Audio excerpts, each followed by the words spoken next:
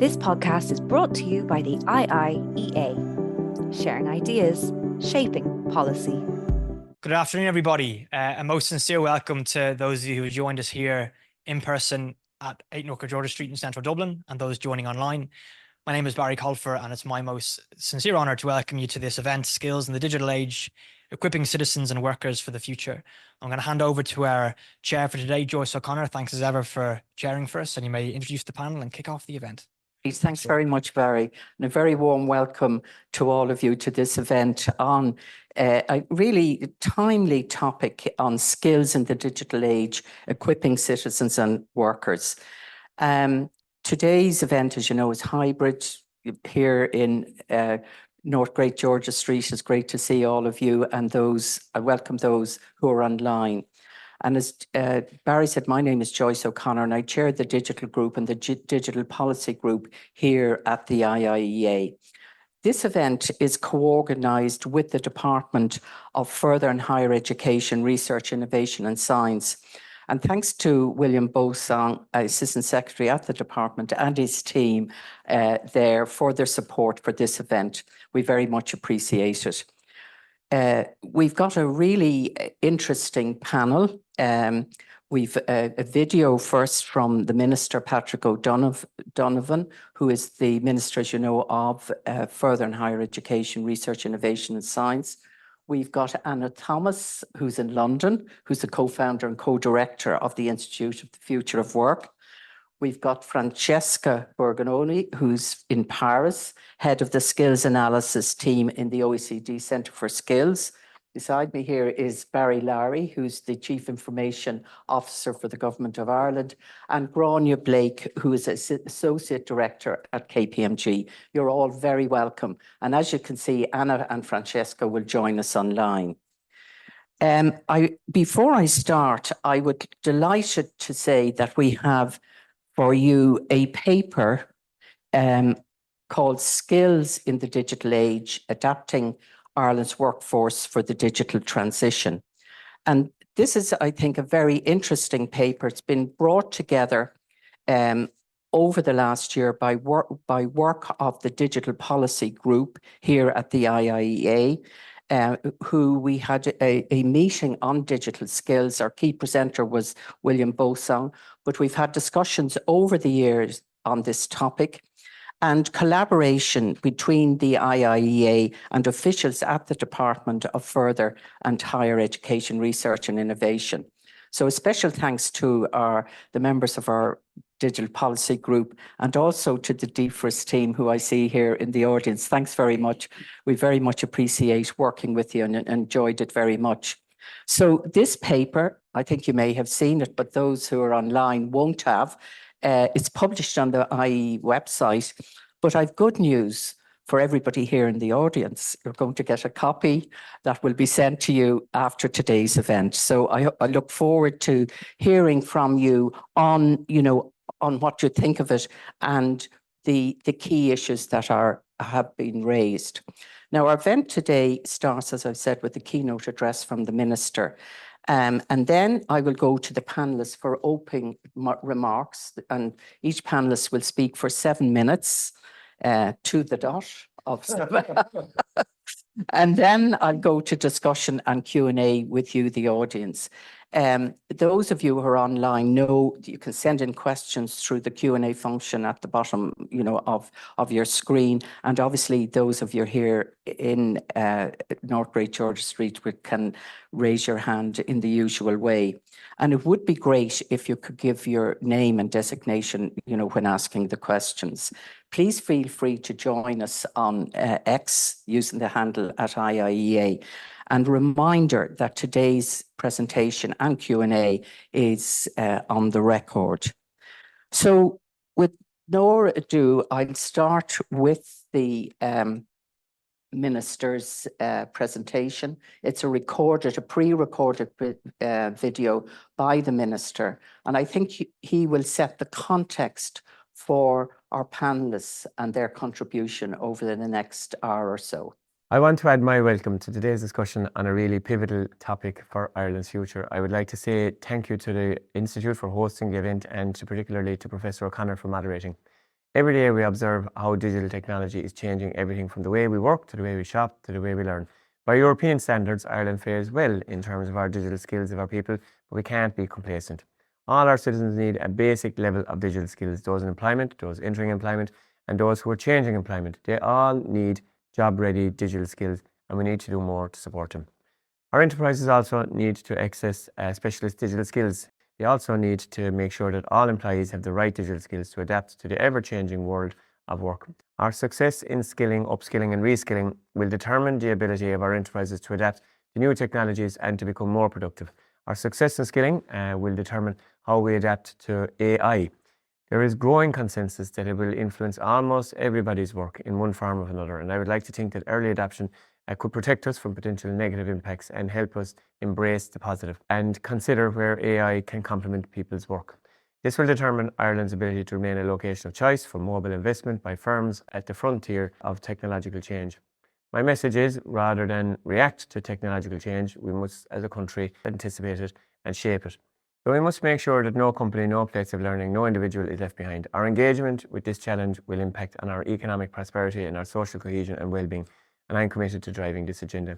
Unfortunately, I can't be with you to listen to the discussion today. I'm particularly interested in hearing how we can mobilise enterprise, their employees, researchers, academics, teachers, and our citizens to shape the future through education, upskilling and reskilling, and through research, innovation and science. And I hope you enjoyed the discussions, and I look forward to hearing the outcomes. Thank you very much to the Minister for that pre-recording. And I think he's highlighted the issues very well, set the context. And I suppose the message from his is there should be no complacency.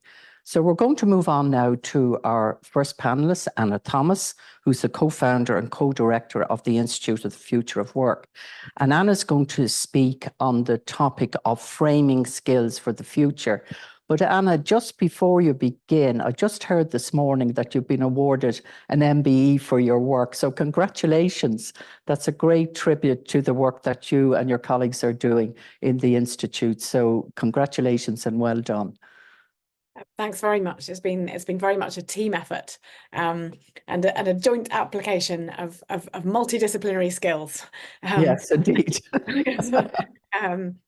And thank you so much, Joyce, and everyone for having me and not being put off by the election in the UK, among other things. It's a real delight to be part of the panel, and I'm just very sorry to not be there in person.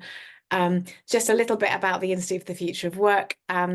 It's a research and development institute, a charitable organisation set up initially following the Parliamentary Future of Work Commission, but with Naomi Clymer, who used to was the first female president of the Institution of Engineering and Technology, and Chris Pisarides, who's the Regis Professor of economics at the LSE, but his heart really is in Europe, and he's a Cypriot. So that's by way of background. We focus on looking at the impacts of new technologies, in particular on working lives and society.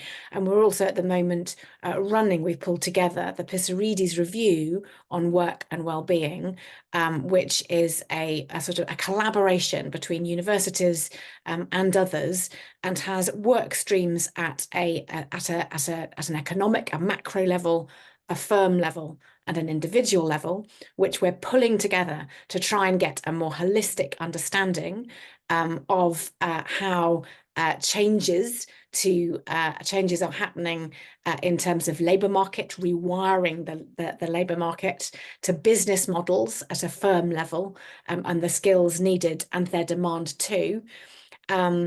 And that ranges, we think, from AI literacy, from digital skills and literacy, but also to the core skills that everyone will need in their jobs now and in the future.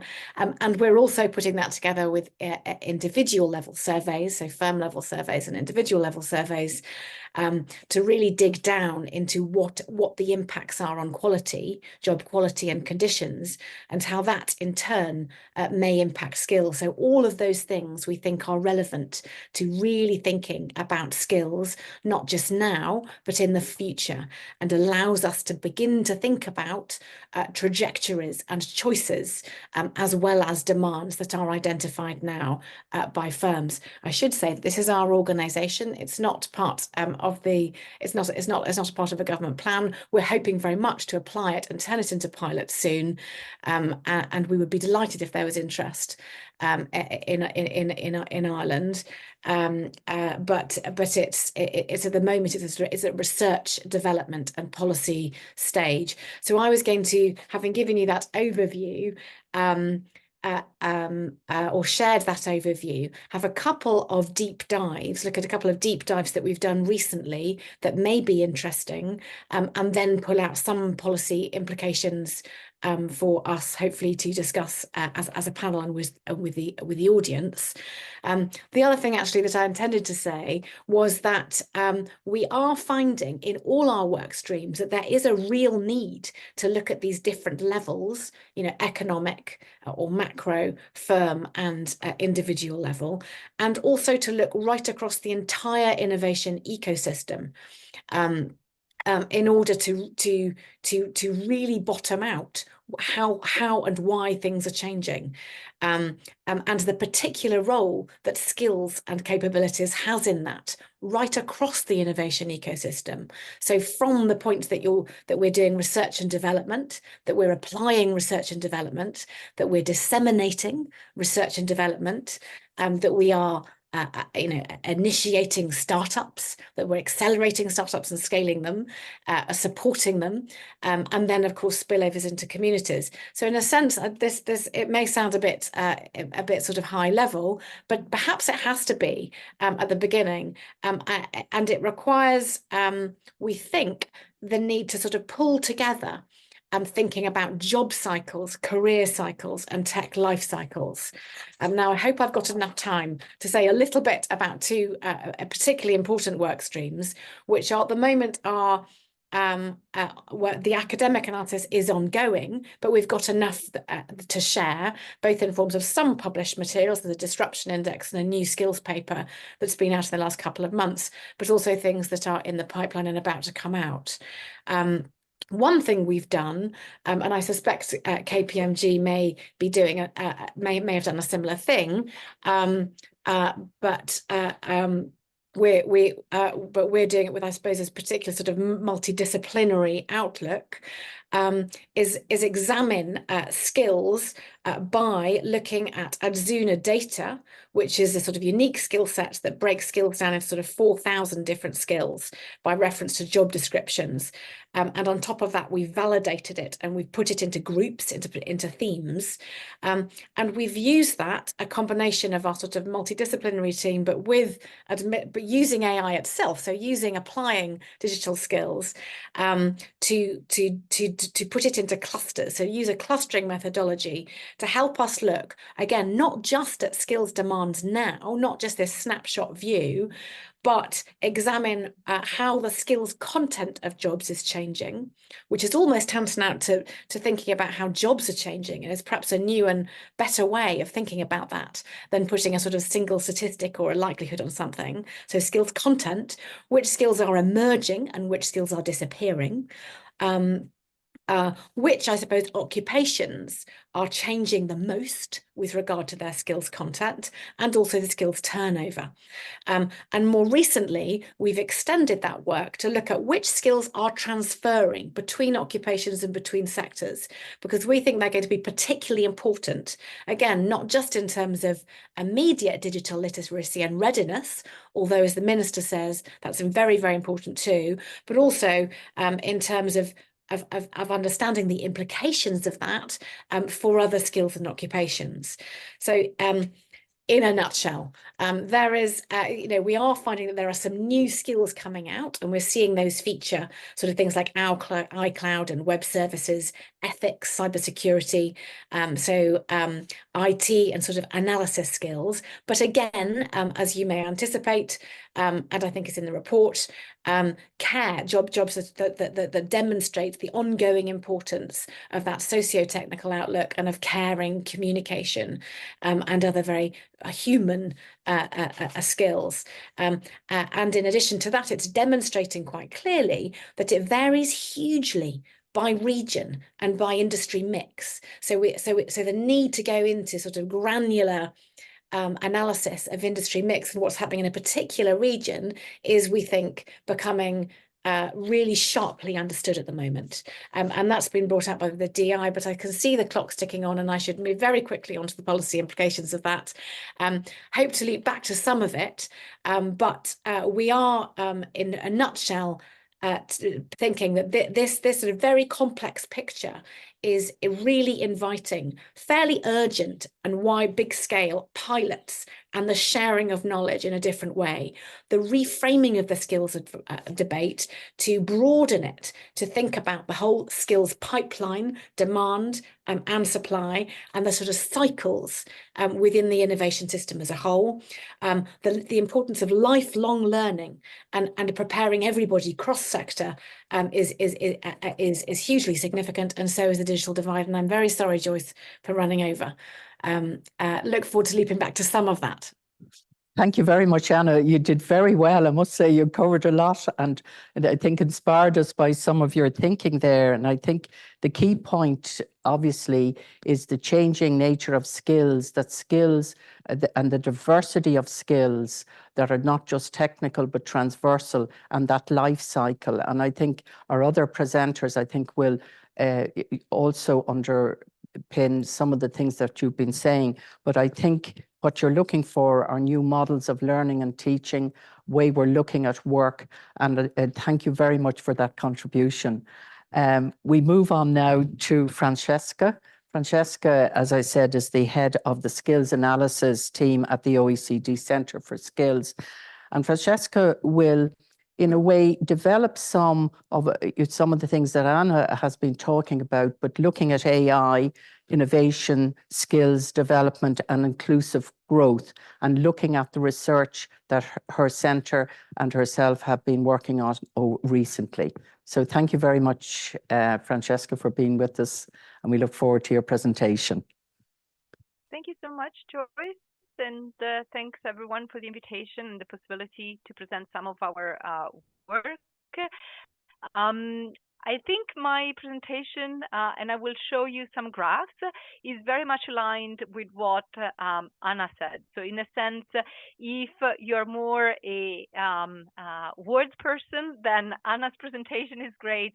If you need images, I guess my presentation will go through some of the same themes, but just with some graphs. So I think it's one of the beautiful things that technology does, is actually gives opportunities to people with diverse preferences in terms of skill set and what they can do. So let me briefly share my presentation. The very first slide that I wanted to show you is actually very much aligned with what the minister said in terms of the need to engage individuals and communities in how technological developments are adopted and how they shape both the labor market but our societies more generally. And here are some results on perceptions of adult populations in OECD countries and whether they feel that AI will mostly help or mostly harm in the next 20 years. Just for disclosure, this data was collected in 2021, so it predates, I would say, the big buzz of generative AI, and probably some of the results in terms of people having fairly polarized attitudes have just grown wider over time. And what you see here is that 35% of adults in OECD countries held pessimistic visions of AI, while 42% of adults in OECD countries held an optimistic vision of AI. I just wanted to flag the results for Ireland, where pessimists are 28% and optimists 47%. So in general, in Ireland, attitudes are a little bit more optimistic than on average across OECD countries. And one of the things that we have looked in the context of the Skills Outlook, which is the big report we launched in 2023, at the very end of 2023, on emerging skill demands as a result of the digital, but also green transition. So one thing that is important to bear in mind is that digital transition is not happening in isolation. It's going hand in hand with many other changes in society, whether that's the green transition or the demographic transition, for example. We actually thought about, okay, technological development needs skills to be developed, okay? So in a sense, what kind of skills do we need to develop? In this case, I will focus on AI, so that we have AI professionals that can develop, maintain, and adapt AI systems, but also data technicians that can facilitate the adoption of AI systems through better data infrastructures, for example. But then there's also like what developments in technology mean in terms of the set of skills that individuals will need, on the one hand, to work alongside AI, but on the other, to live in a world in which AI is used. So it will impact workers more generally, but also the population. And the very first part I will focus on is on the set of skills that are needed to develop, maintain, and adapt AI systems. When we looked at online vacancy data, so we took a similar approach to what Anna was describing, looking at data from Lightcast, another company, and looking at standardized data for 14 OECD countries and trends between 2019 and 2022. What we saw is that the share of online vacancies that require AI skills has increased over time from 0.30% in 2019 to 0.40% in 2022. And the first thing to notice is that this is very small. It's a very small number. This doesn't mean that it's not significant, but the number of people that are being required to actually develop AI systems, it remains small in a population level kind of analysis. Now, of course, with generative AI, things have changed a little bit, but in fact, we haven't seen a huge spike in terms of trend in 2023 and 2024. And there has been a little bit of variation across countries, average increase of 33%, but in some countries, this is much bigger. Now, in terms of where are AI developers being sought, an important thing to consider is that the data I'm showing are data not in terms of stock of workers, but rather in terms of flows. So what are companies demanding and how is this changing over time? Well, in which sectors are AI professionals being sought? One quarter in professional activities, another quarter in ICT, and 13% in manufacturing. But I would like to point out that in the United States, things look quite different in terms of where is the profile being sought after than in other countries. And I think this is relevant also for how we interpret a lot of the evidence on AI deployment that comes from the US in other contexts that may be in fact quite different. Now, in terms of thinking about the set of skills that are required or are demanded out of AI professionals, what we do see is that, of course, technical skills are very, very important. But in fact, there's an entire set of skills such as communication skills, leadership skills, management skills that are highly demanded out of AI professionals, in particular by companies that hire a lot of AI talent. So I would say transferable skills and people skills are extremely important also for very technical profiles. Now, in terms of what kind of skills will workers and the general population need, what we looked at was, as a result of general technical adoption and green growth policies, how will the skill profile of workers change, of occupations that will change in demand between now and 2030 evolve. And we identify three sets of skills as growing in importance. One is skills to work alongside people. One set of skills is skills to work alongside technology. And finally, skills to work across occupations and industries, so transferable skills. And in terms of what happens at the population, skills to live in a world in which AI is used, two things in terms of work that we have done. We looked at the evolving capabilities of AI systems and what has happened since November 2022. The OECD is responsible for the Program for International Student Assessment, testing 15-year-olds in literacy, numeracy, science, as well as results as of this week on creativity. And what you can see is that generative AI actually performs at par or much better than 15-year-olds in some foundation skills. Now, what will this mean in the future in terms of how our education systems should evolve remains to be seen. But what we do know is that foundation skills such as literacy and numeracy are fundamental to be able to use the output and evaluate how well the output of AI systems are fit for purpose.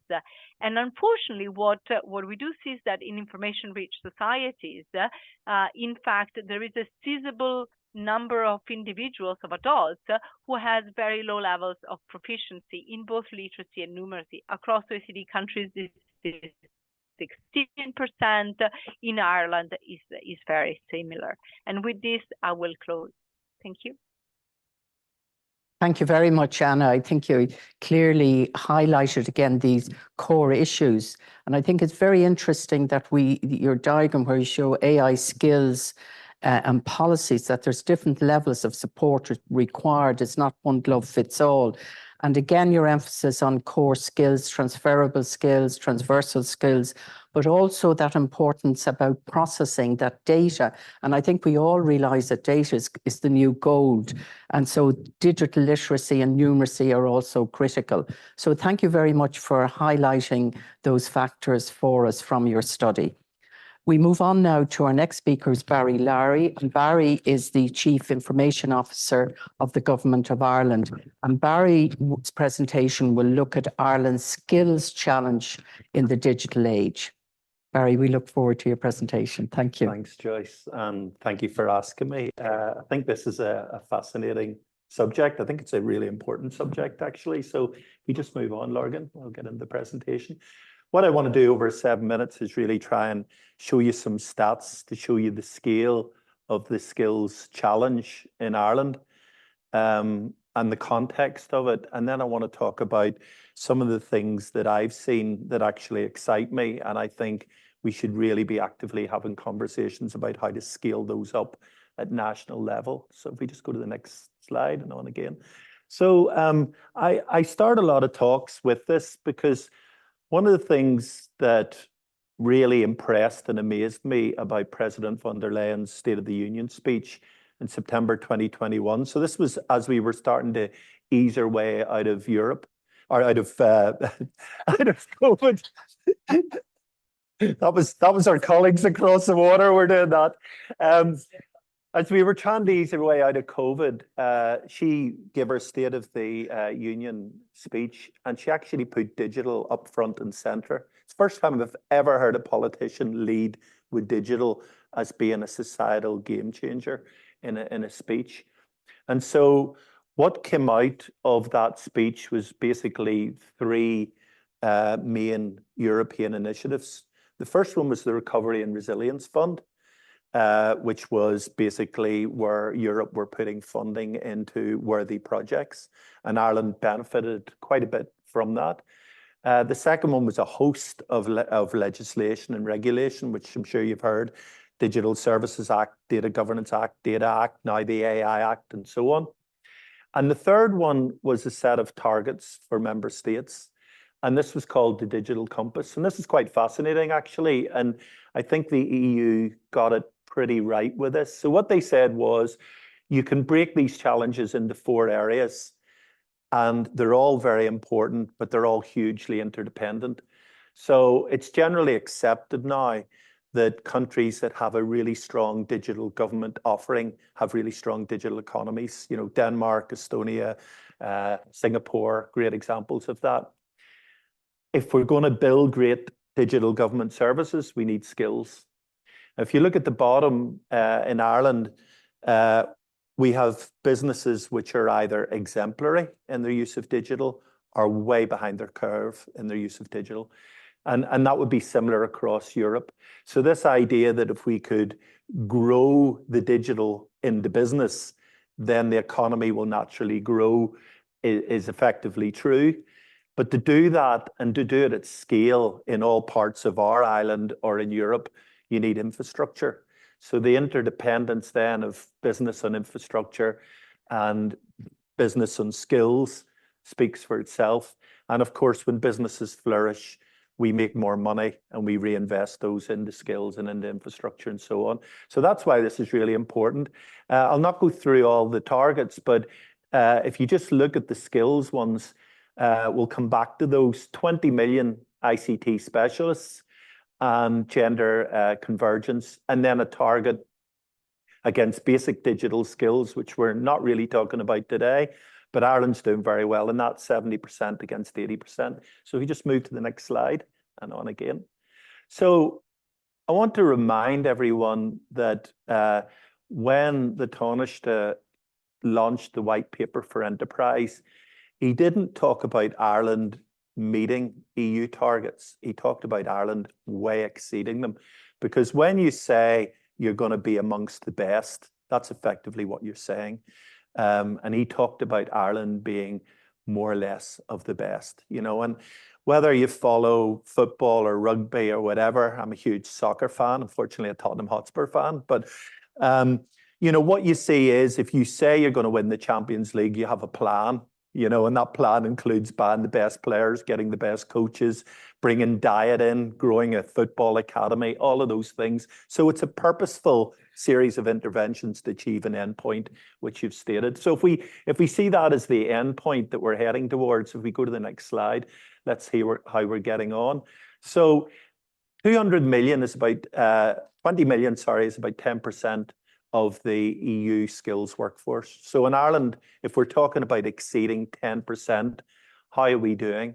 Well, just looking at the stats that we have, we've about 2.7 million people in our workforce, and we've about 106,000 working in the IT sector. Now, that's very specifically those organizations that are generating IPR and income for the country, the Microsofts of this world, you know, or the near forms, if we look at an indigenous example. So at this moment in time, less than 4% are actually employed in ICT companies against a 10% minimum target. So if we jump again, Morgan, this is a CSO slide, but you can see on the right-hand side, it was less than 100,000 in 2019. What that tells us two things. One is the figures are broadly consistent, but secondly, we haven't really moved on that much in the post-COVID world. And I know there was a downturn in the economy and we're seeing an up and so on, but net, we haven't changed that much. If we go to the next slide. So we'll just look then briefly at skills, because obviously one of our great inputs to trying to develop talent is our graduates. And in the class of 22, there were 85,645 graduates, which was actually down from 2021. And the number of graduates in ICT was 6.5%. So again, when we're growing talent, we're not just growing them for our digital sector or companies, but companies like Citibank, JP Morgan, Aer Lingus, government itself, all the companies, organizations that are trying to create a better society, a more economically just society, all of those things are fighting for this talent. And that's a problem that we've got. And as you can see, the female proportion of that is very low, sadly low. We just go to the next slide again. Here, a major issue is, and this is just something the Irish Times covered earlier this year, that we're not seeing people take up technical degrees and finishing them. We've got a very high dropout level, 18%, as it says there. What does that tell us? Does it tell us we're not attracting the right people into doing tertiary level degrees? Does it tell us that we're not actually creating degrees that meet the needs of the people who are coming into third level education? All I can do is put up the stats, but we'll maybe have a conversation about that afterwards. So if we can jump just to the next slide and the next one again. So potential remedies. In government, we're obviously well down the food chain when it comes to attracting talent. So we've got to be innovative. And so one of the things that we decided we would do was an ICT apprenticeship. This is something I'm personally passionate about. When I was in my previous role up north, we set up one there as well, because I believe that IT, digital careers are an absolute privilege to be part of. And why are we letting an education system and someone being lucky or unlucky with their careers advice and so on to decide their future and miss out on something which I think is one of the most motivating and worthwhile careers that you can work in? So the tech apprenticeship was very much, if you like, a second opportunity for a career in digital ICT. We set it up with our colleagues in FIT, and the first government intake was a proof of concept. The second one's underway with over 100 ICT apprenticeships. So you can see how we've got the basics of something that we could scale up way beyond what we've got at the moment, and that excites me. The other one actually was how we learned from the apprenticeship scheme. And like any organizations, you're looking at how AI and technology is going to change your own requirement to pivot your skills away from what are the things we're not going to do and what are the things we're going to need to do more of. And this is a way of trying to take people out of areas where maybe they're very highly clerically based. We don't need to do so much of those. And where they've got the aptitude, retrain them to be on the other side of the fence and using digital skills. And we'll get on to the transversal skills, because I think that's key to have better quality jobs that are more impactful. So if you just jump to the next slide. This is something which we've just announced in our department. This is actually taking people who are have left the career ladder for a period of time, possibly to bring up a family, possibly to care for a relative, whatever it happens to be. And can we create an environment in which they can come back? And of course, part of that can be blended or flexible learning, but and other parts of it can be retraining.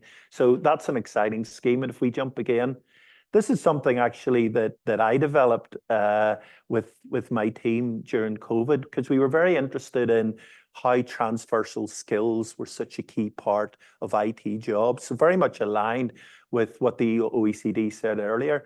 But a vast number of the jobs that are essential to ICT-enabled transformation need transversal skills. And if you think of the sort of skill sets you need to run a restaurant, for example, how many of those could lead you into leading an IT transformation project? And it is huge. And all you're really saying, instead of a technical skill set around food, you have a technical skill set around digital technologies. So if we just jump to the next slide, this is something, because we need to, it's not just about secondary and third level. We've got to start with children. And I didn't know Kieran was coming in this. Otherwise, I might not use this slide, but no. This is something that inspires me. So this is a Microsoft initiative called Dream Space. And it's about inspiring children that technology and digital is about problem solving, and it's exciting, and it's a great career. And I don't know, Kieran, maybe you'll say in the conversation if you've done any longitudinal studies about how many of these kids actually end up taking degrees and becoming the graduates of tomorrow. We'll maybe get into that in the conversation. The other one on the right is really small scale, but this is an initiative that Dublin have done with a couple of the schools in the area. And it's teaching children through Lego to develop their creative thinking and getting them really inspired by problem solving and starting to see there's actually a whole host of careers that pass naturally through from that area of working. So it's really fascinating. And that's the sort of small idea that I think government really needs to get into looking at seriously and starting to see, can we scale it up? So I think that's it. You just move to the next, yeah. Thanks very much, Barry. I think you set out very clearly the scale of the problem, but also emphasize the points that Anna and Francesca said about the importance of, you know, these core skills and a new way of looking at technology. I've always felt the reason for women not taking up technology is they saw it as a cold, impersonal way and no relationship with people. But in fact, technology is about empowering people, giving them a way to grow and develop, and has amazing impact in so many areas. And that's that inspiration I think women need, you know, as others do. And I think typically you've given examples of what could be done, whether it's Dream Space, the work with Lego, ARC, or the technical ICT apprenticeships. But I think this is, maybe we'd have this discussion, you know, and I know Karen or Grania's presentation will perhaps deal with some of this, just new ways, innovative ways of learning and teaching, different models, and scaling it up, that not one size fits all. We've a very traditional set of delivery of courses, skills, up training, and this variation and flexibility could be embraced, I think. So thank you very much for that, for showing that it can be done. So we now move on to Grania. Grania Blake, Associate Director of KPMG.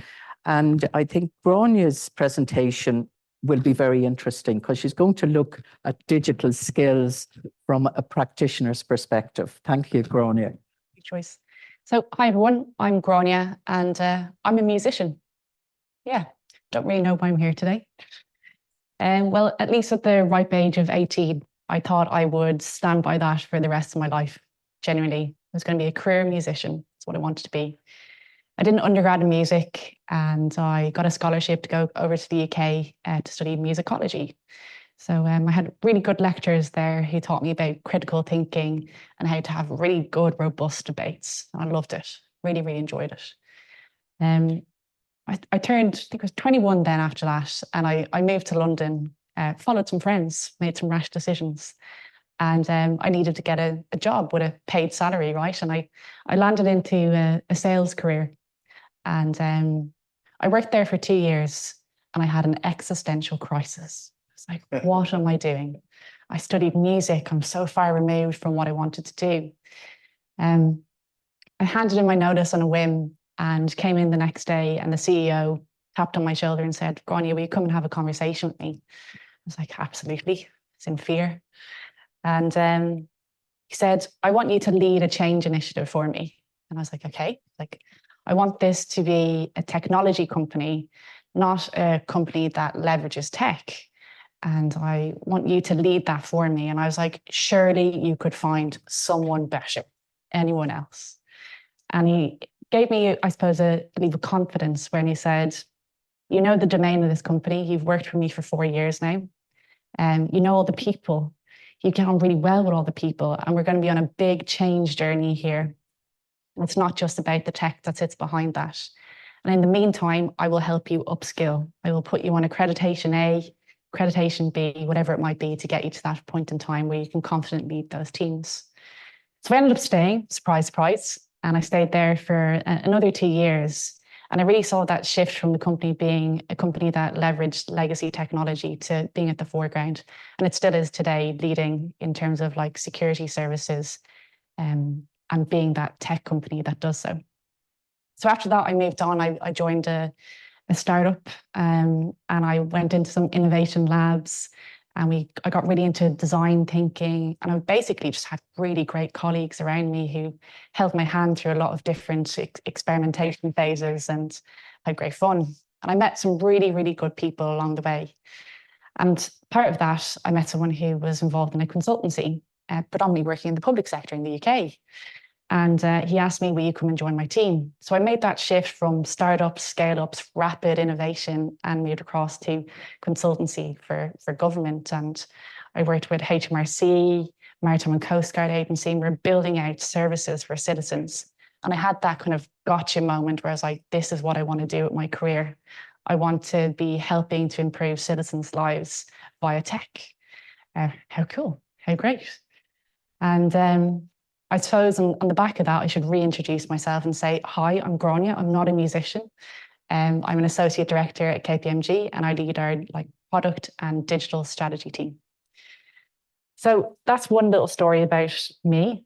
I mentioned that I've been working in a consultancy, and we were scaling quickly and not able to source candidates.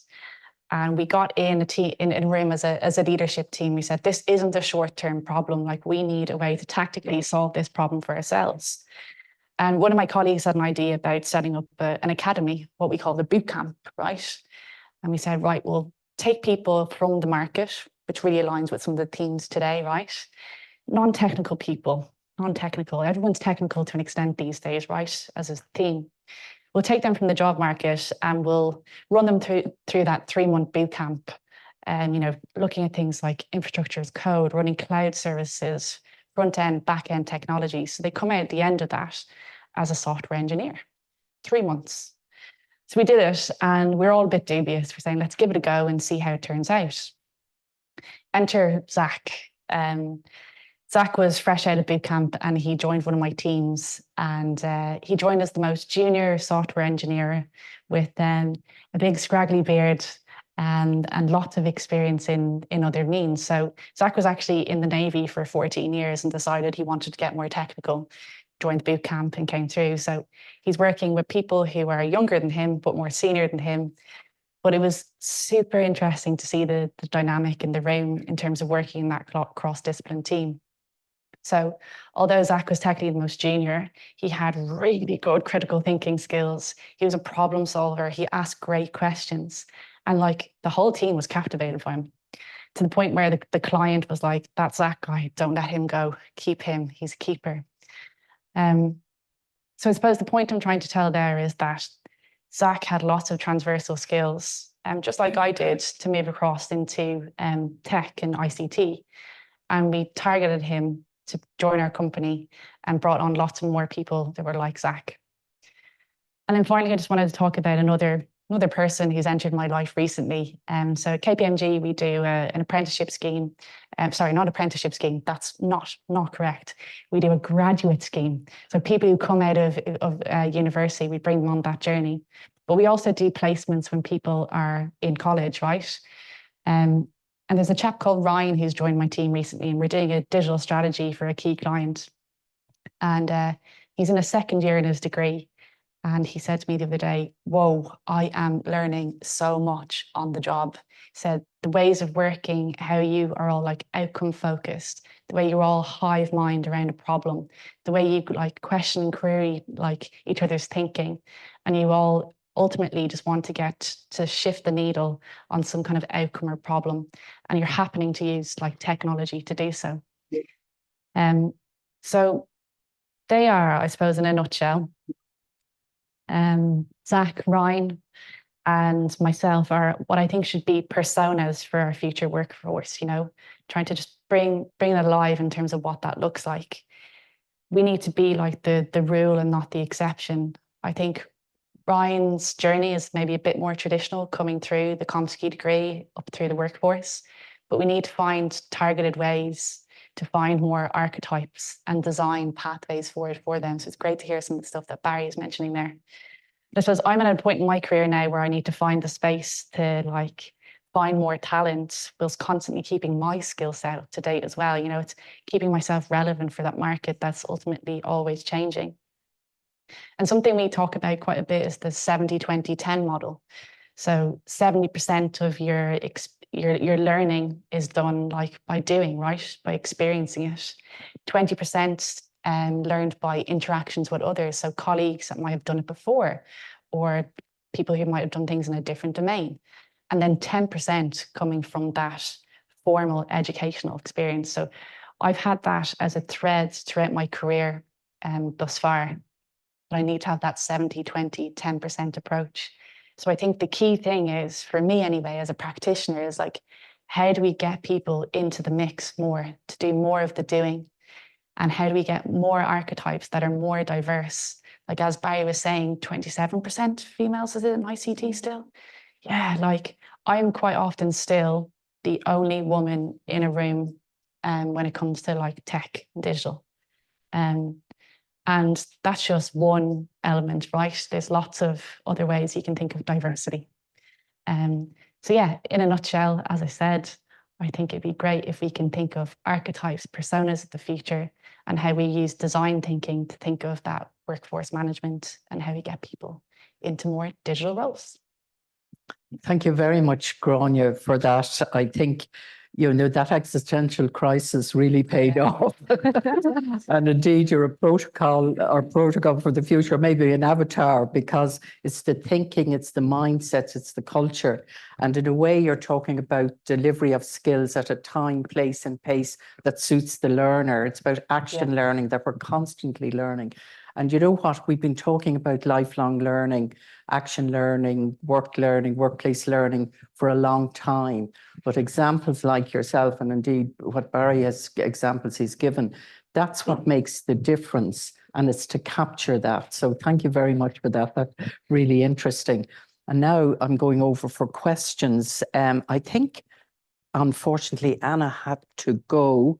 So are there any questions here that we might like to start with? Seamus, you would like to ask a question?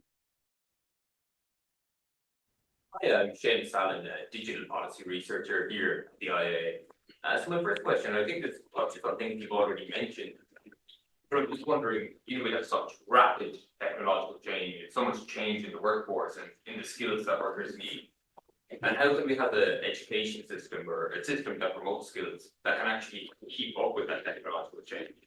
You know, what are the risks that people specialize for 4 years in something and then suddenly a few years later their skills are out of date? How do we build an education or skill system that is resilient and can adapt to that? Resilient, and I suppose creating that context of lifelong learning. Francesca, we might go over to you first. Did you hear that question? Yes, I mean, Thank you. yeah, I think I got that correctly, although the sound was not perfect. But I would actually refer back to another report we did in 2021 on lifelong learning. And we often think about skills without talking about attitudes and mindsets. And I do think that working on attitudes and mindsets in particular, why should education all be at the very beginning and then nothing happens? Or as policymakers, we do not know how to make that 70% and 20% actually more efficacious. At the moment, what informal learning and non-formal learning we do actually happens. Sometimes it's really successful, but sometimes it's not. And in terms of quality assurance, we have very little in terms of understanding how well different systems work, learning from what happens in different companies, in different countries, and etc. So in terms of knowledge management, I think we could do much better in that front, but also investing in the initial education system to build the attitude of learning for life. So it's not that once you get your degree, your piece of paper, that's the ceiling of your learning. How much you can get. You can get so much more, and in fact, you need to build on what you have. So the function of education system needs to change to build the foundation upon which individuals will be able to learn throughout their lives. And fundamental to this is an attitudinal shift in how individuals approach learning, finding it extremely fun and valuable to change domain, like we just heard, but also finding what commonalities and synergies and how to actually be able to build upon that. Thank you, Francesca. Grania, would you like to? For me, it's about honing in on those like fundamental foundational skills and what they are, and always knowing that we can build upon those. So if we take AI, we're in the hype year, right, for AI. But what do we think sits behind that in the future? It's like prompt engineering. Someone who can ask a really good question to a machine is going to be really strong at leveraging AI. What does that link to? Critical thinking, problem solving. So for me, it's about finding those foundational skills first and foremost that will always link to, you know, the next technology going forward. And those people can upskill on those technologies, to Francesca's point there, as part of their lifelong career. Like, I have to do that. I will be left behind if I don't do that. But I have the foundations, I hope, that will enable me to keep learning as the levers change and the dynamic and the context changes as well. Barry, how do we build that into the system in a meaningful way? It's really interesting because two observations, you know, one, when Francesca put up her slide on the technical skills versus the transversal skills, there was so much on the left-hand side. Yes. No one's going to learn all of that. No. So in some respects, we've got to say, when we give someone third-level education, what you're really trying to give them is understanding of the principles of delivering great IT systems, whichever part of that they're on. And then depending on who they join, they can do fairly intense training on the actual technology. The other thing is that when you look, even if you looked at a company like Microsoft, you know, and actually looked at the skills of people there, there's actually quite a small proportion of people who are working at the high end of technical all the time.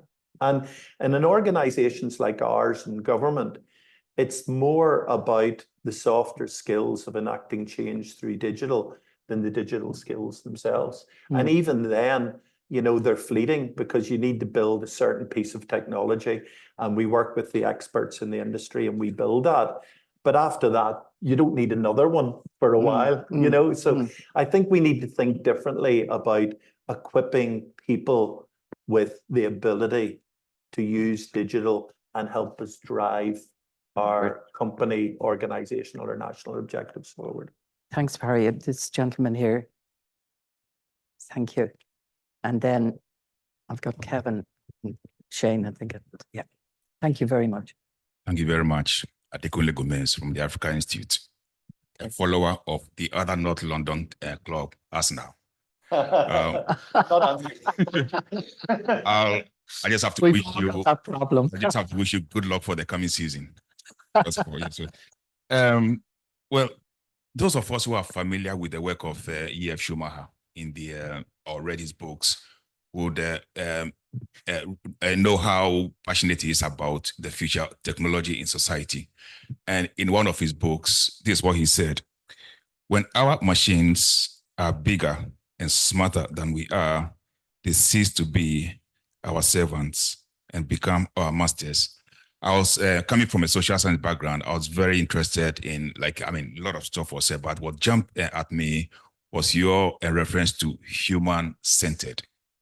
I like that a lot. So my question is, how do we ensure that in this new environment, we maintain that humanness of the new technology? Thank you. So in government, what we're specifically doing is we've launched the design principles for government. And we've a government decision that they will be used now for all new initiatives going forward. And the very first of the design principles is user-centered.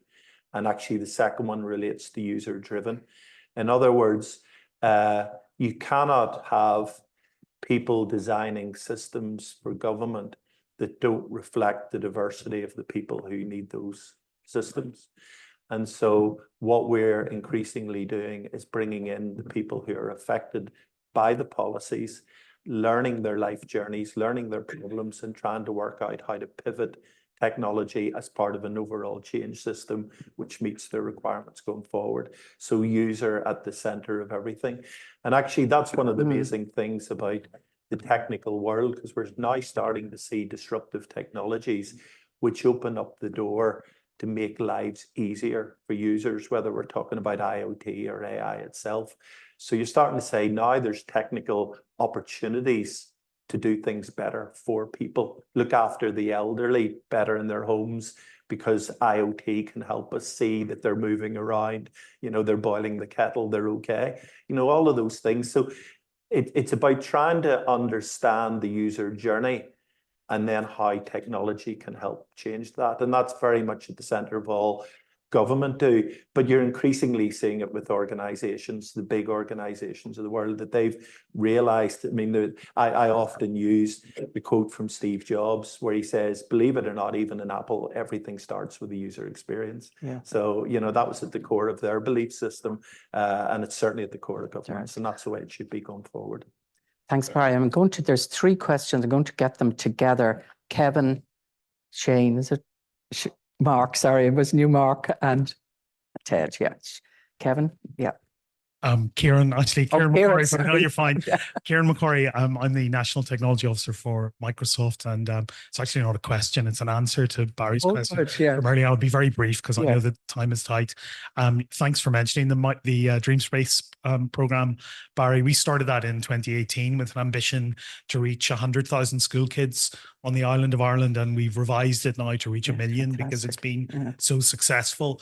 Just in terms of longitudinal success, we did engage with Maynooth University a while back to look at the success of the program, and there were at least 2 fascinating outcomes: a 90% increase in engagement around STEM and interest in STEM careers for students, and the views from teachers.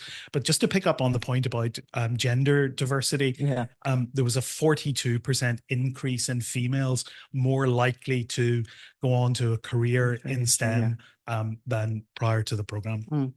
Thanks, Kieran. That's very good. Mark, and then Ted.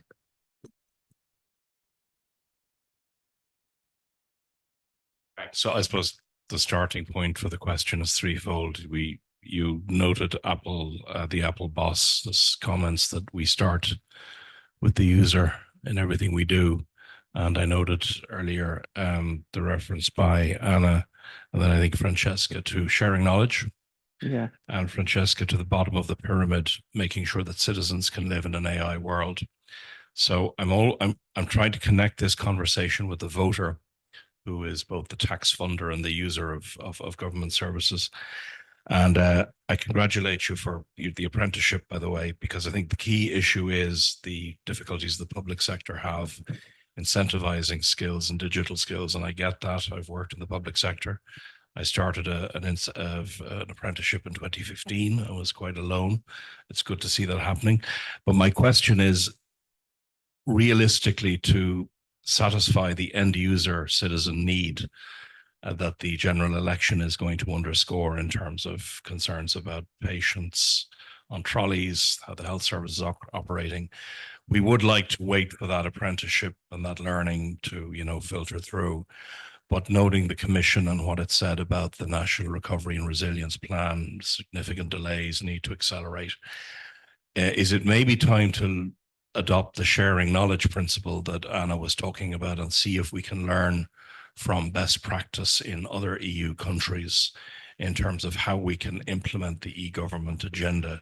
Because I know for my own sake, what I see coming around the corner is that the pressure to roll out everything from, integrated care development, e-prescriptions, all of that stuff is going to intensify after the next election. Thanks, Mark. And then Ted, I'll just take those 2 questions together. Thank you. Maybe different. This is in a European context. The minister mentioned earlier on the risk of complacency. Earlier this year, Digital Europe ran a Masters of Digital conference.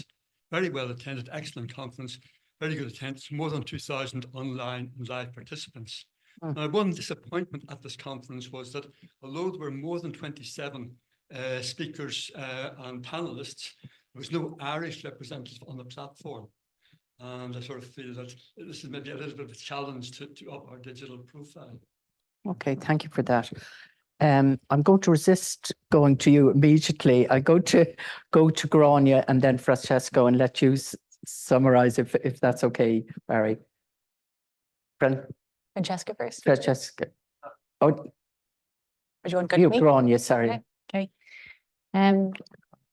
because you might not think that I'd have strong opinions based on my background and what you just talked about there, but I've actually worked in the UK for 12 years there, mainly in the public sector. And I worked with the NHS team. I worked in HMRC. I worked at the Maritime and Coast Guard Agency. My opinion as a practitioner landing back into Ireland is there's a lot we can even learn from our UK counterparts. I know we're doing great stuff in Ireland. I'm a citizen here. There's a reason why I wanted to move back home, having been in the UK for such a long time. But I would just completely agree with you from a practitioner's perspective that there's more we can do, there's more we can learn, and knowledge sharing is integral. Like if you even link knowledge sharing back down to the first principles of upskilling, as you were saying in Francesca's presentation, communities of practice are one of the main ways in which I have learned my discipline and my skill set as a practitioner. And that's been by doing outreach to different organizations, different meetups, different agendas, and having that cross-discipline approach. So I suppose in a nutshell, what I'm saying is completely agree. But I suppose I'm not in a position to drive that forward. But I'd love to be in a means and position to help drive that agenda forward in the future. Ted? Yeah, Ted, yeah. Ted, yeah. That's so sad. Why weren't we there? I've no context of that. He's going to tell us. Why didn't you invite me? No. No, in all seriousness, I think it's a really good point to raise. I'm sure we'll have a good discussion around that, but no strong opinions from me. Thanks very much, Gráinne. Francesca. Yeah, I mean, I just want to point out one of the problems with knowledge sharing. Everyone talks about best practices, what works, what's nice, how easily we implemented this, and we had these great results. But people are generally very wary of saying, this didn't work. This went badly because X, Y, Z.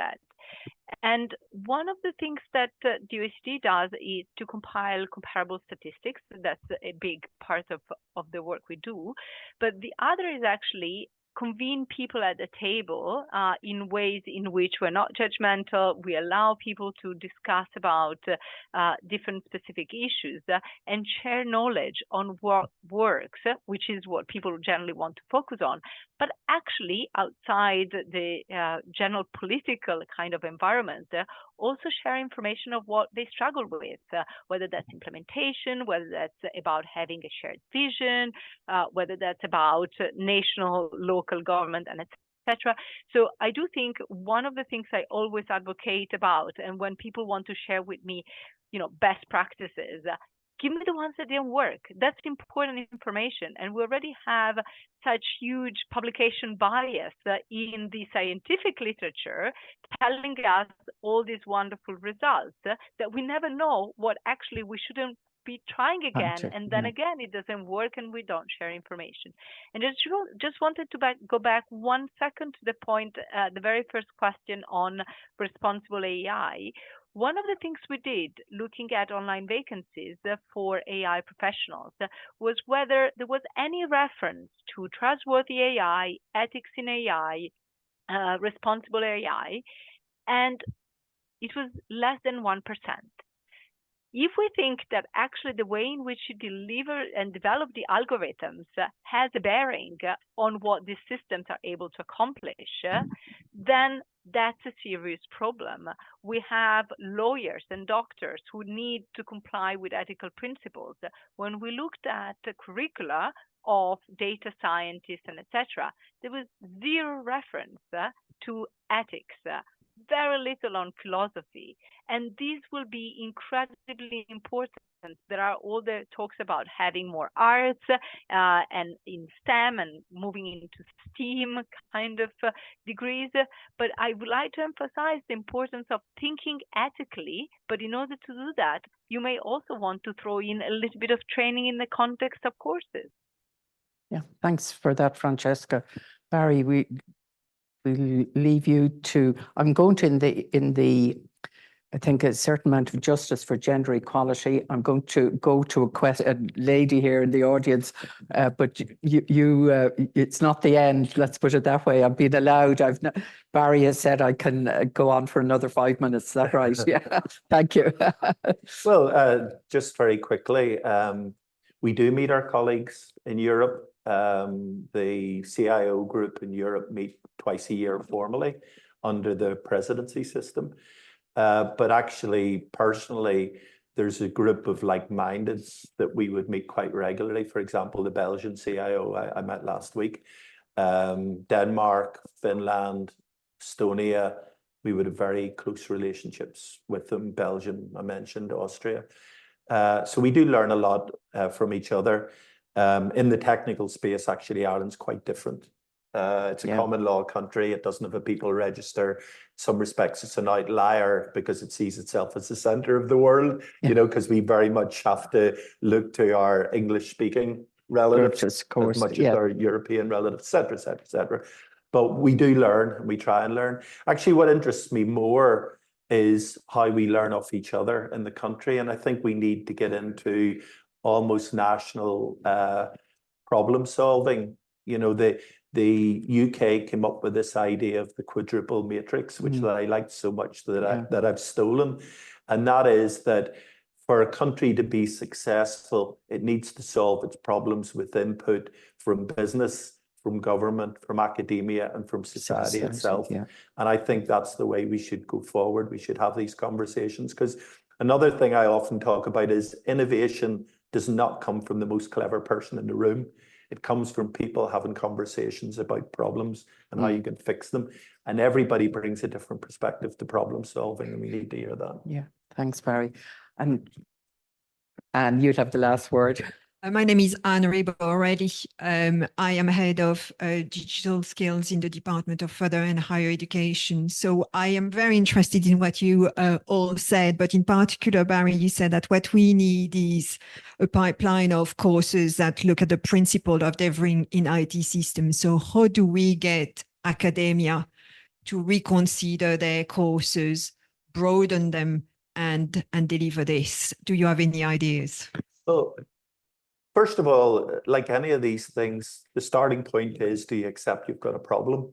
And I think the stats and the dropout rate, and actually now seeing courses being cancelled. So there's an agreement that there's a problem, or at least something we can do better. So that's a great way to open the conversation.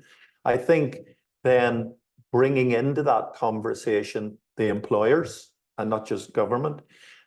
Bringing in people who have been through the journey and have an opinion on it. And that actually includes people who have been through the journey and given up on it. Why? And I think understanding what better looks like and how we do it. There's a great friend of mine called Joe McDonough, and he gave me the greatest line of transformation I've ever heard or read in any book. And he said, the secret to transformation is that we collectively acknowledge and respect the past and issue an invitation to co-create the future. And I think that's a great lesson for us all, because often when we bring people into a room to talk about things like this, they end up in bitching sessions, and that doesn't help anybody. So if we honor the past and we talk about how we can bring our collective thinking to do something better, we're going to get good end results. Because let me tell you, the ideas out there are phenomenal. The ideas in this room are phenomenal. We just need to utilize them. Grania. No comment. Thank you, Francesca. You've no comment, Barry. There you've stopped everybody with your wisdom. But I think unfortunately our time is up, although we've gone way over it. So I'd like to thank our panelists, Francesca, Anna, who unfortunately to leave us, Grania and Barry. I think you gave us an amazing presentations that has got us thinking. I won't go through the main points because I'll be here for another 5 minutes, but you've got us thinking. You've broadened the idea of what skills are, how we can address it, the importance of mindset. But I'd hate to think that we'd go away kind of griping today, because I think you've left us with a good thought. How do we go away, Barry, and co-create the future? And I think that's the challenges here, because between all our presenters and panelists, and indeed the minister's approach and mindset, I thought was very helpful in that he was talking about no complacency. We have to address the issue. We cannot leave anybody behind. So that co-creation, and I really issue a challenge both to our audience online and here to co-create that future, because you know, it is serious. If we don't address it in a way, you know, we will be left behind. We will not be leaders. We will not be asked to these EU events because we'll have nothing to contribute, and we know we don't like that. So we're a sporting and a competitive, I think, society. So I'd like to leave you with that thought. But I'd also like to thank you, the audience, for your participation and for your questions and for being with us today. And I'd like to thank our colleagues here at the IIEA, Lorcan Mullally and Sarah Burke, who are on the production team, and to, I don't know whether we'll call you the creative team, but to Seamus Allen, who's our digital policy researcher, Dr. Barry Colfer, who put this all this event together. Thank you very much as well. And I hope you have a good afternoon, and I hope you'll stay maybe for a cup of tea afterwards and co-create that future. So thank you very much. This podcast is brought to you by the IIEA, sharing ideas, shaping policy.